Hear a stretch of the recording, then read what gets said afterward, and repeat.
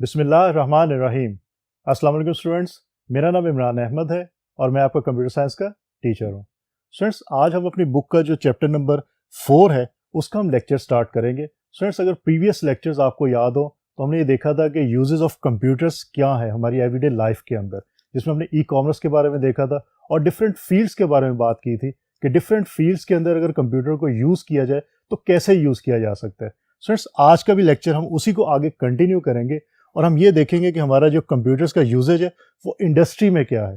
Students, industry के अंदर computers को कैसे यूज़ किया जाता है आज उसके बारे में मैं आपको डिटेल के साथ बताऊंगा। तो आइए स्टूडेंट, फॉर्मली आज का लेक्चर स्टार्ट करते हैं।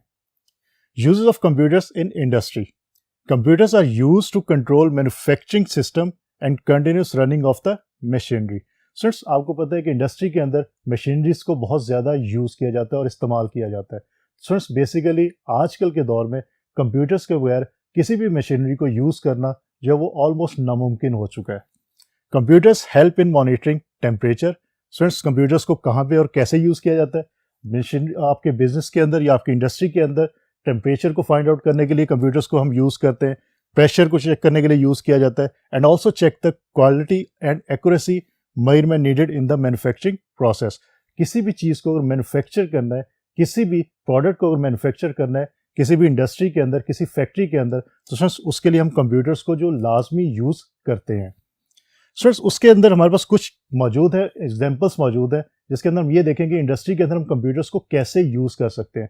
उसमें से कुछ के बारे में स्टूडेंट मैं आपको आज बताऊंगा। बाकी और भी इसके अलावा भी बहुत सारी ऐसी एप्लीकेशंस मौजूद है जहाँ पे हम कंप्यूटर्स को यूज़ कर सकते हैं। स्टूडेंट्स, उसमें से सबसे पहली एप्लीकेशन दैट इज़ रोबोट्स। जो स्टूडेंट्स इसके अंदर कैसे हम यूज़ करते हैं, पहले थोड़ा सा मैं आइडिया आपको दे दूं कि रोबोट्स होते क्या हैं।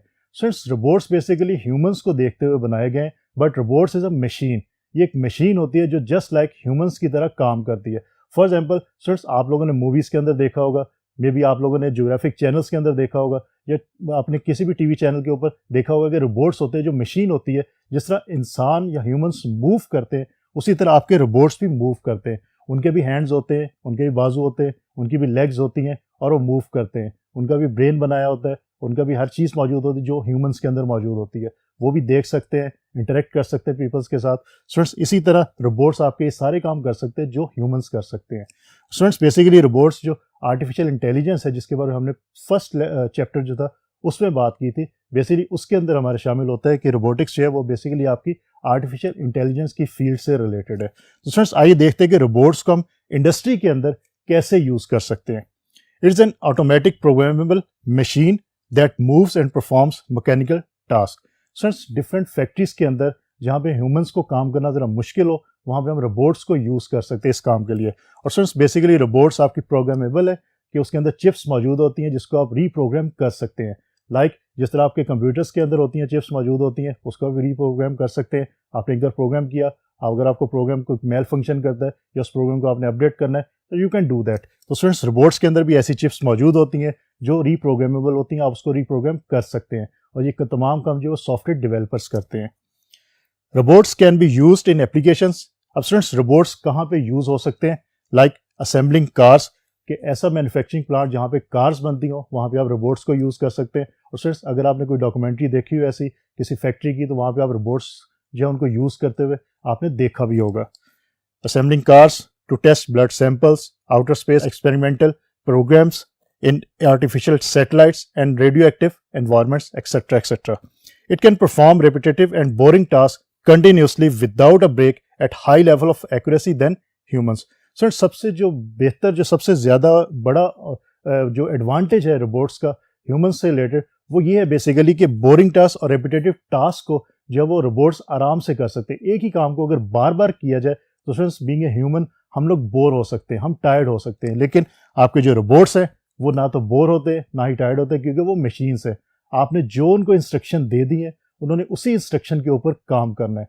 वो बोर भी नहीं होते और ना ही वो टायर्ड होते। तो स्टूडेंट्स, ऐसा इन्वायरमेंट, ऐसी फैक्ट्रीज जहाँ पे ऐसा काम हो जो बार बार एक ही काम को बार बार रिपीट किया जाए, बार बार बनाया जाए, तो स्टूडेंट्स वहाँ पे रोबोट्स हैं वो बहुत अच्छी आपकी चॉइस हो सकती है। स्टूडेंट्स, इसके साथ हमारे पास कुछ एग्जांपल्स मौजूद हैं, कुछ रोबोट्स ऐसे मौजूद हैं जो मुख्तलिफ फील्ड्स के अंदर काम करते हैं। स्टूडेंट्स, इसके अलावा और बहुत सी एग्जांपल्स है।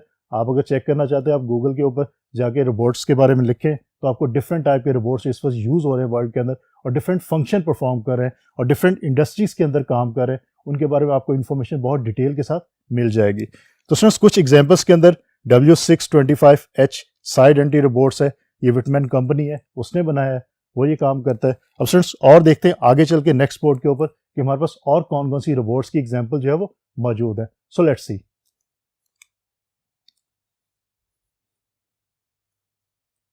तो स्टूडेंट्स नेक्स्ट हमारे पास एग्जांपल है, that is Rimac RX32 3 axis servo robot which fits machines up to 300 tons. Students basically ये रोबोट्स है, इस पे सर्वो मोटर लगी होती है जिसकी वजह से ये काम करता है। ये रोबोट्स भी हमारा इंडस्ट्री के अंदर बहुत ज़्यादा यूज़ होता है और बेसिकली ये मशीन्स कौन सी मशीन्स पे फिट्स होते हैं, जो अप टू 300 टन्स तक मशीन्स हैं वो उस पर ये फिट हो सकता है रोबोट। स्टूडेंट्स उसके अलावा नंबर 3 पे हमारे पास एक और एग्जांपल है, that is M16I/B20T from FANUC Fanuc robotics company है, उसने ये बनाया था robot, can carry 20 kg and is use to injection machines up to 800 tons. Students injection moulding machines use होती हैं आपके डिफरेंट इंडस्ट्री के अंदर। मेजॉरिटी केसेस के आपकी जो प्लास्टिक इंडस्ट्री है उसके अंदर इंजेक्शन मोल्डिंग मशीन्स को बहुत ज़्यादा यूज़ किया जाता है, तो प्लास्टिक इंडस्ट्री के अंदर हम रोबोट्स को बहुत ज़्यादा यूज़ करते हैं। तो स्टूडेंट्स ये थी रोबोट्स के बारे में बात कि रोबोट्स जो है वो किस तरह इंडस्ट्री के अंदर काम कर सकते हैं। अब स्टूडेंट्स हम कुछ ऐसे सॉफ्टवेयर्स की बात करते हैं जो इंडस्ट्रियल सॉफ्टवेयर कहलाते हैं और उसको इंडस्ट्री के अंदर बहुत ज़्यादा यूज़ किया जाता है। इसमें सबसे जो इंपॉर्टेंट सबसे पहले हमारे पास आता है that is computer aided design, या इसको हम CAD सॉफ्टवेयर का नाम भी देते हैं। स्टूडेंट्स याद रखिए this is a software. In CAD या computer aided design different objects are designed using computers. Students basically होता ये है कि अगर हमने फैक्ट्री के अंदर कोई भी प्रोडक्ट डिज़ाइन करनी है, न्यू प्रोडक्ट, तो स्टूडेंट्स एक तो काम ये है कि हम डायरेक्टली उस पर काम शुरू कर दें और उसको फिजिकली बनाना शुरू कर दें। स्टूडेंट्स दूसरा काम ये है कि हम CAD सॉफ्टवेयर को यूज़ करें और उसको उस कंप्यूटर के अंदर पहले डिज़ाइन करके देखें, पहले चेक करके देखें आया जो हम डिज़ाइन बनाना चाहते हैं वो पॉसिबल भी है या जो हमें उससे रिक्वायरमेंट्स चाहिए वो रिक्वायरमेंट्स वो पूरी भी कर रहा है कि नहीं कर रहा।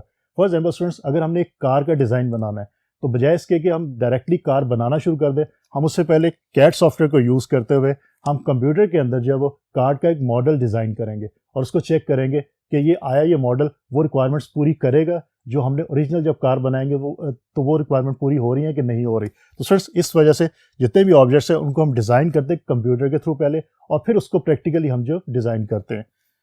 Engineers and architects use it for their ease. Students engineers बहुत ज़्यादा इसको यूज़ करते हैं, आर्किटेक्ट्स अगर बिल्डिंग्स बनानी है तो वो उसको यूज़ करते हैं क्योंकि ओरिजिनल बिल्डिंग बनाने से पहले उसका पहले मॉडल डिज़ाइन करते हैं, उस मॉडल को चेक करते हैं और अगर वो मॉडल उनकी रिक्वायरमेंट से मीट करता है तो फिर ओरिजिनल जो आपकी प्रैक्टिकली वो काम शुरू करते हैं।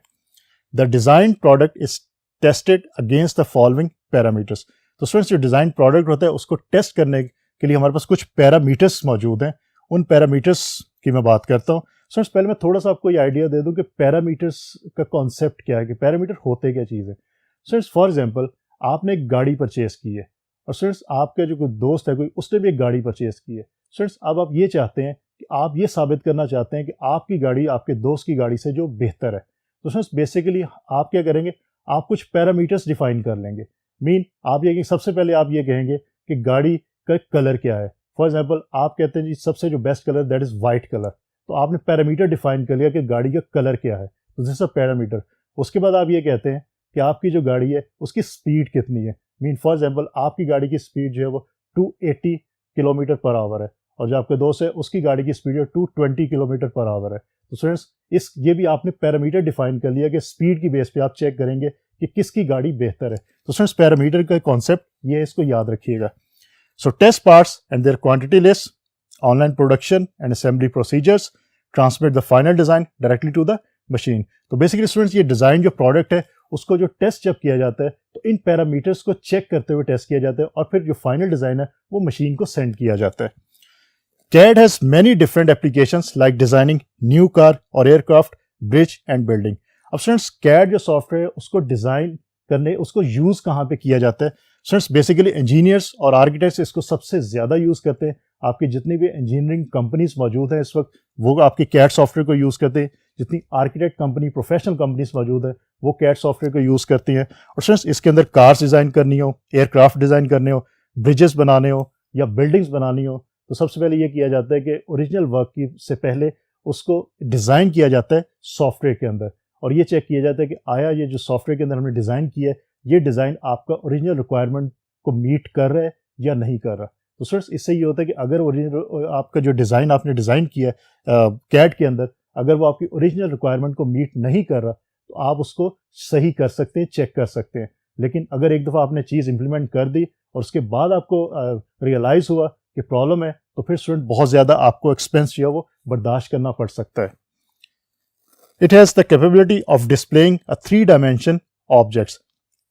अब सर इसका एक और जो बहुत इंपॉर्टेंट फ़ायदा है, बेनिफिट है, वो ये कि आप 3 डायमेंशनली जो है वो अपनी ब्रिज को, अपने बिल्डिंग को, अपनी कार्स को या अपने एयरक्राफ्ट्स को आप 3 डायमेंशनली देख सकते हैं। मीन आप उसको हर डायमेंशन के अंदर चेक कर सकते हैं। सो इस 3 डायमेंशन के बारे में आपने डेफिनेटली मूवीज़ के अंदर देखा होगा, इवन आपने किसी टीवी शोज़ के अंदर भी देखा होगा। 3 डायमेंशनली आप कंप्लीट जो डिज़ाइन है उसको चेक कर सकते हैं। सर अब तो अगर फॉर एग्जांपल अगर आपने अपना घर बनाना है तो सर आप किसी भी कंपनी के अंदर जाते हैं और कोई आर्किटेक्ट कंपनी है, वो भी स्टूडेंट कैड सॉफ्टवेयर को यूज़ करते हैं और स्टूडेंट वो आपको 3D जो इमेज है वो चेक करवाते हैं। 3D इमेज में आपको घर के हर कोने की जो इन्फॉर्मेशन है वो नज़र आ रही होती है, हर चीज़ नज़र आ रही होती है, और आप फिर उसको ओके करते हैं तो फिर वो आपका घर बनाना शुरू करते हैं।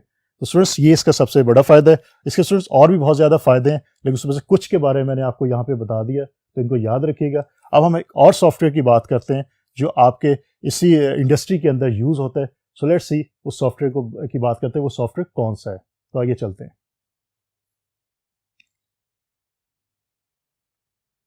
तो स्टूडेंट्स हमारे पास जो सेकंड सॉफ्टवेयर है that is computer aided manufacture, mean CAM software इसको कहते हैं।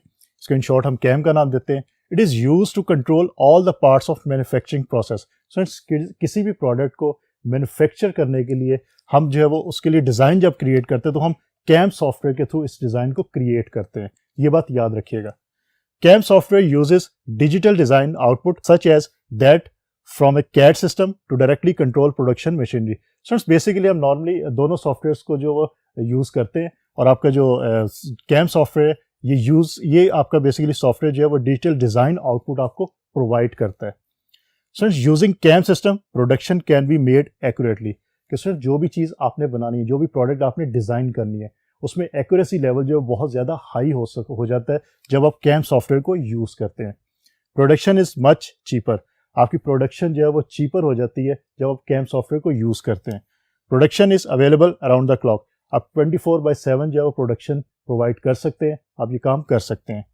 Modification in design is easy, और फ्रेंड्स अगर हम कोई मॉडिफिकेशन करना चाहते हैं अपने डिज़ाइन के अंदर तो वो ईजीली ये काम कर सकते हैं। फ्रेंड्स इसको इस तरह देखिए कि अगर आपने एक घर बनाना है और आपने कैम सॉफ्टवेयर को या कैड सॉफ्टवेयर को आपने यूज़ नहीं किया डिज़ाइनिंग के लिए, आपने डायरेक्टली जो इम्प्लीमेंटेशन शुरू कर दी, तो उस घर बनाने के बाद आपको ये पता लगा कि आपने जितने बेडरूम्स बनाने थे वो आपने बेडरूम्स जो है उनका साइज़ स्मॉल हो गया। तो सर अब आपके पास कोई चांस नहीं है कि आप उसको ठीक कर सके।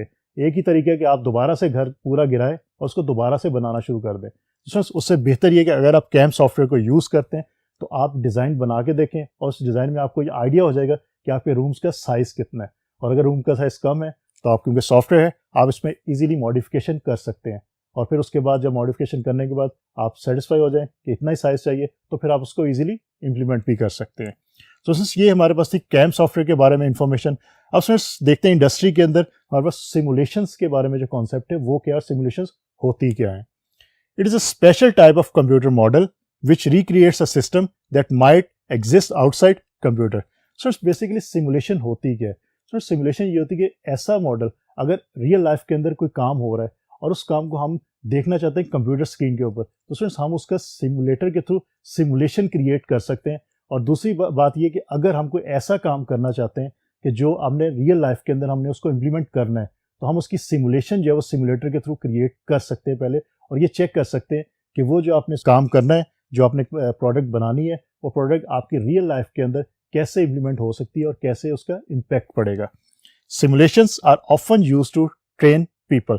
सिमुलेशंस का सबसे जो बड़ा बेनिफिट है वो पर्सन्स को ट्रेन करना है। कैसे करना है मैं भी आपको बताता हूँ। How to deal with situations that are too difficult, expensive और dangerous to recreate and practice for real. Students basically इसको मैं एक दफ़ा फिर रिपीट कर देता हूँ ताकि आपको ज़हन में अच्छी तरह आपके बैठ जाए। Simulations are often use to train people how to deal with situations that are too difficult, expensive और dangerous to recreate and practice for real. Students basically simulations उन आपकी सिचुएशंस के लिए बनाई जाती है जो बहुत ज़्यादा डिफ़िकल्ट होती हैं, बहुत ज़्यादा एक्सपेंसिव हो सकती हैं या डेंजरस हो सकती हैं, तो उसकी सिमुलेशन क्रिएट की जाती है। उसमें ये चेक किया जाता है कि सिमुलेशन के अंदर आपको क्या क्या जो हर्डल्स है वो पार करनी पड़ रही हैं, अब कौन कौन सी हर्डल्स जो है वो आपको ओवरकम करनी पड़ रही हैं। और फिर इस तरह आपको जब रियल के अंदर आप जाते हैं तो आपको रियलिटी के अंदर जब कम हर्डल्स फेस करनी पड़ती है, क्योंकि आपको ऑलरेडी आइडिया होता है कि कौन कौन सी हर्डल्स आपको फेस करनी पड़ सकती हैं। स्टूडेंट्स इसकी एक वेल नोन एग्जांपल है। इस एग्जांपल को अगर आप जेहन में बिठा लें तो आपको सिमुलेशंस के बारे में कॉन्सेप्ट टोटली क्लियर हो जाएगा। एग्जांपल क्या है? Flight simulation which is used to train pilots how to deal with situations that would be expensive and dangerous to practice using a real aircraft. So it's basically flight simulators की games भी मौजूद हैं इस वक्त market के अंदर, और हो सकता है आप लोगों ने खेले भी हों। सर इसमें होता ये है कि आपके जो पायलट्स हैं उनको ट्रेन करने के लिए बजाय इसके कि हम उनको रियल एयरक्राफ्ट पे बिठाएं और उनको ट्रेनिंग दें, हम उसकी बजाय हम फ्लाइट सिमुलेटर जो है वो यूज़ कर लेते हैं। फ्लाइट सिमुलेटर के अंदर क्या होता है कि जो आपका पायलट का कॉकपिट होता है या एयरक्राफ्ट का कॉकपिट होता है, सेम वही इन्वायरमेंट आपको जो है वो सिमुलेटर के अंदर अवेलेबल हो जाता है, और आप यही ऐसे ही करते हैं जैसे आप रियल प्लेन को उड़ा रहे हैं या रियल प्लेन को आप जो है वो हैंडल कर रहे हैं। लेकिन सिमुलेशन होती है उसमें प्रॉब्लम ये, उसमें ये फ़ायदा ही आपको ये होता है सबसे बड़ा कि ये एक्सपेंसिव नहीं है। आपका एयरक्राफ्ट या अगर आपका पायलट को गलती भी करता है, क्योंकि सिमुलेशन है तो इसमें कोई भी आपको एक्सपेंस जो है वो बियर नहीं करना पड़ेगा। लेकिन अगर रियल एयरक्राफ्ट के अंदर पायलट को गलती कर जाता है, और स्टूडेंट्स क्योंकि न्यू पायलट्स होते हैं तो पॉसिबल है कि गलती हो सकती है, तो उससे क्या होगा कि आपका जो एयरक्राफ्ट है वो आपको डेफिनेटली वो एक्सपेंसिव एक प्रोडक्ट है, तो एयरक्राफ्ट को प्रॉब्लम भी आ सकती है। तो स्टूडेंट्स इसलिए फ्लाइट सिमुलेशंस या फ्लाइट सिमुलेटर को बहुत ज़्यादा यूज़ किया जाता है पायलट्स को ट्रेन करने के लिए। स्टूडेंट्स यही बात यहाँ पे मेंशन थी कि आपकी simulations are often use to train people, कि पर्सनस को या पीपल्स को ट्रेन करने के लिए हम सिमुलेशंस को बहुत ज़्यादा यूज़ करते हैं। स्टूडेंट्स डिफरेंट ऑफिस के अंदर सिमुलेशंस को यूज़ किया जाता है। हमारे पास इस वक्त मार्केट के अंदर बहुत सारी ऐसी गेम्स मौजूद हैं जो सिमुलेटर गेम्स कहलाती हैं, जिसमें कार सिमुलेटर भी आप यूज़ करते हैं, आप फ्लाइट सिमुलेटर भी आप यूज़ करते हैं, और भी बहुत सारी प्रोडक्ट्स मौजूद हैं जिसके थ्रू आप यही करते हैं, आपको ऐसे ही लगता है जैसे आप रियल टाइम के ऊपर कार या जहाज़ को आप चला रहे हैं, लेकिन एज सच वो सिमुलेटर के थ्रू आप रन कर रहे होते हैं। तो स्टूडेंट्स ये इसका सबसे बड़ा फ़ायदा था। स्टूडेंट्स आज के लेक्चर के अंदर हमने जो बात की, हमने ये देखा कि कंप्यूटर का यूज़ जो इंडस्ट्री के अंदर है वो बेसिकली है क्या। इंडस्ट्री के अंदर हमने पहले ये देखा कि रोबोट्स जो हैं वो इंडस्ट्री के अंदर कैसे काम कर सकते हैं। स्टूडेंट्स एक बात मैं आपको रोबोट्स के बारे में और बताता चलूँ एंड के अंदर, कि ऐसे इन्वायरमेंट जहाँ पे काम करना डेंजरस हो सकता है ह्यूमंस के लिए, उन इन्वायरमेंट्स के अंदर हम रोबोट्स को जो बहुत ज़्यादा प्रेफर करते हैं। लाइक आपके एटॉमिक जो एनर्जी प्रोडक्ट्स होते हैं या एटॉमिक एनर्जी आपके जो प्लांट्स होते हैं, वहाँ पे क्योंकि रेडिएशन का बहुत ज़्यादा ख़तरा हो सकता है कि रेडिएशन फैल सकती है, उसकी वजह से ऑक्सीजन का वहाँ पे प्रॉब्लम हो सकता है। सो वहाँ पे हम रोबोट्स को जो है वो प्रेफर करते हैं एज़ कम्पेयर टू ह्यूमंस, क्योंकि ह्यूमंस को प्रॉब्लम आ सकती है वहाँ पे, रोबोट्स को ऐसा कोई प्रॉब्लम नहीं है क्योंकि वो मशीन्स हैं, उनको जो आपने इंस्ट्रक्ट कर दिया उन्होंने उसी तरह काम करना है। सो इस रोबोट्स के बाद हमने दो सॉफ्टवेयर्स देखे, जिसमें एक कंप्यूटर एडेड डिज़ाइन की बात की जिसको हम कैड कहते हैं, जो इंजीनियर्स और आपके जो इंजीनियर्स आपके यूज़ करते हैं और आर्किटेक्ट्स यूज़ करते हैं। स्टूडेंट्स उसके बाद हमने दूसरे सॉफ्टवेयर की बात की, दैट इज़ कॉल्ड कैम। और स्टूडेंट्स सबसे आखिर में हमने बात की कि सिमुलेशंस क्या होती है और उसको हम किस लिए यूज़ करते हैं। तो स्टूडेंट्स होपफुली आज का लेक्चर आपको अच्छी तरह समझ आया होगा। इंशाल्लाह अगली दफ़ा नए लेक्चर के साथ दोबारा मुलाकात होगी, तब तक के लिए अल्लाह हाफ़िज़।